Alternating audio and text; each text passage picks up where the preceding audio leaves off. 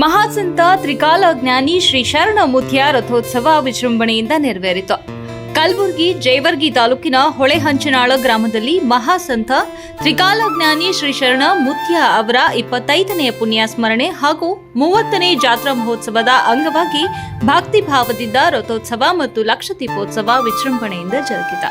ಶರಣ ಸಂಪ್ರದಾಯದ ಮಹಾನ್ ಯೋಗಿ ತ್ರಿಕಾಲ ಜ್ಞಾನಿ ಶ್ರೀ ಶರಣ ಮುತ್ಯ ಅವರು ತಮ್ಮ ಜೀವನದುದ್ದಕ್ಕೂ ಭಕ್ತರಿಗೆ ಆಶ್ರಯವಾಗಿ ಧಾರ್ಮಿಕ ಮಾರ್ಗದರ್ಶಕರಾಗಿ ಸೇವೆ ಸಲ್ಲಿಸಿದ್ರು.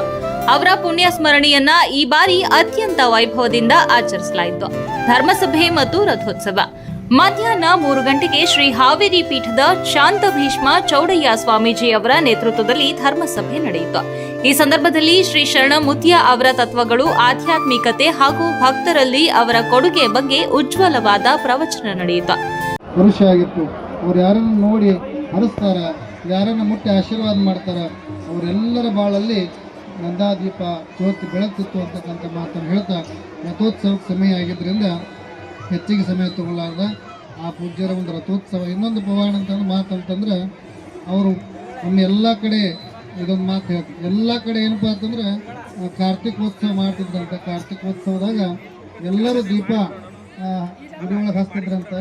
ಶರಣ ಮಹಾರಾಜರ ಕಡೆ ಬಂದು ಯಪ್ಪ ಎಲ್ಲ ಕಡೆ ಕಾರ್ತಿ ಹಚ್ಚಾಕತ್ತಾರ, ನಾವು ಮಠದ ದೀಪ ಹಚ್ಚಿನ ಎಲ್ಲ ಎಣ್ಣೆ ತೊಗೊಂಡ್ಬಂದ್ವಿ ಅಂತಂದ್ರೆ 10 ರೂಪಾಯಿ ಅಂತಂದ್ರೆ ಎಲ್ಲ ಕಡೆ ಹಚ್ಚೋದ್ರಾಗನ ಎಣ್ಣೆ ಕಮ್ಮಿ ಆಗ್ತದೆ, ಒಳ್ಳೆಣ್ಣೆ ಕಡಿಮೆ ಆಗ್ತದೆ. ಯಪ್ಪ ಎಣ್ಣೆನ ಭಾಳ ಕಡಿಮೆ ಆಗ್ತದೆ, ದೀಪನ ಭಾಳ ಅದಾವು, ಏನು ಮಾಡಬೇಕು? ಹೊಳೆ ಹೋಗಿ ನೀರು ತೊಗೊಂಬರ್ರಿ ಅಂತಂದ್ರೆ ಹೊಳೆ ಹೋಗಿ ನೀರು ತೊಗೊಂಬಂದು ದೀಪಕ್ಕೆಲ್ಲ ಎಣ್ಣೆ ನೀರು ಹಾಕಿ ಜ್ಯೋತಿ ಬೆಳೆಸಿರ್ತಕ್ಕಂಥ ಮಹಾನುಭಾವರು ಯಾರು ಅಂತಂದ್ರೆ ಶರಣ ಮುತ್ಯಾರು ಅಂತಕ್ಕಂಥದ್ದು.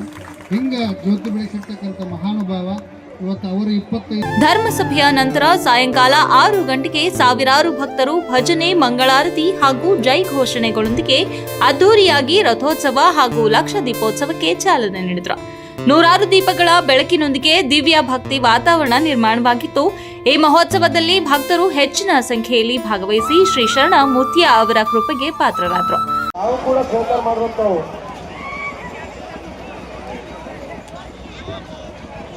ಆಯ್ಕೆನ ಹುಡುಗ ದಂಡಾಪುರದ ಆಲ್ರೆಡಿ ಶಿಕ್ಷಣ ದಯವಿಟ್ಟು ಉಡುಪಿ ಹಿರಿಯ ಹೊರಗಡೆ ಮತ್ತು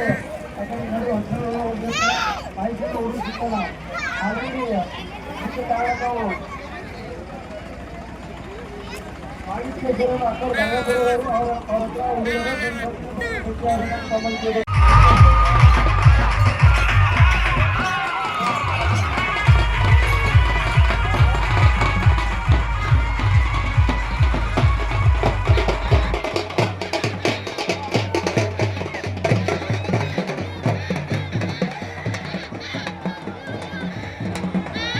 ಪೂಜ್ಯರ ಪ್ರಜ್ಞಾನದಿಂದ, ಪರಿಶುದ್ಧ ಮನಸ್ಸಿನಿಂದ, ಅನ್ನದಾಸೋಹದಿಂದ, ಜ್ಞಾನ ಸಂಪಾದನೆಯಿಂದ ನೋಡಿದರೆ ಎಲ್ಲೆಲ್ಲಿಯೂ ಪರಮ ಸತ್ಯವೇ ತುಂಬಿಕೊಂಡಿರಬೇಕು ನಮ್ಮಲ್ಲಿ ಮತ್ತು ನಿಮ್ಮಲ್ಲಿ.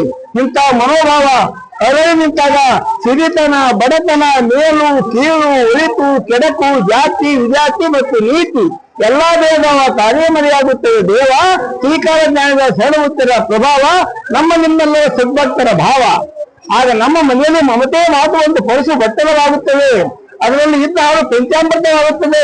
ಶರಣಯ ಅನುಬಂಧದಲ್ಲಿ ಗುಡಿಸಲು ನಮಗೆ ಅರಮನೆಯಾದಂತೆ ಆಗುತ್ತದೆ. ನಮ್ಮ ಗಂಜು ನಮಗೆ ಪಕ್ವಾನ ಆಗುತ್ತದೆ. ಆಗ ನಮ್ಮ ಮನದಲ್ಲಿ, ನಿಮ್ಮ ಮನದಲ್ಲಿ ಪರಮ ಸತ್ಯವೇ ಕಾರ್ಯಪ್ರಕಟವಾಗುತ್ತದೆ. ಶರಣದ ಬಂಧುಗಳೇ, ಅದಕ್ಕೆ ಶರಣವೆಲ್ಲ ನುಡಿ. ಊರಿನ ಭಕ್ತ ಮಂಡಳಿ, ಶರಣ ಪರಿವಾರ ಹಾಗೂ ಆಯೋಜಕರ ಸಹಕಾರದೊಂದಿಗೆ ಈ ಧಾರ್ಮಿಕ ಮಹೋತ್ಸವ ಯಶಸ್ವಿಯಾಗಿ ನೆರವೇರಿತು. ವರದಿ ಇಮ್ರಾನ್ ಮನಿಯಾರ, ಅಫಜಲಪುರ.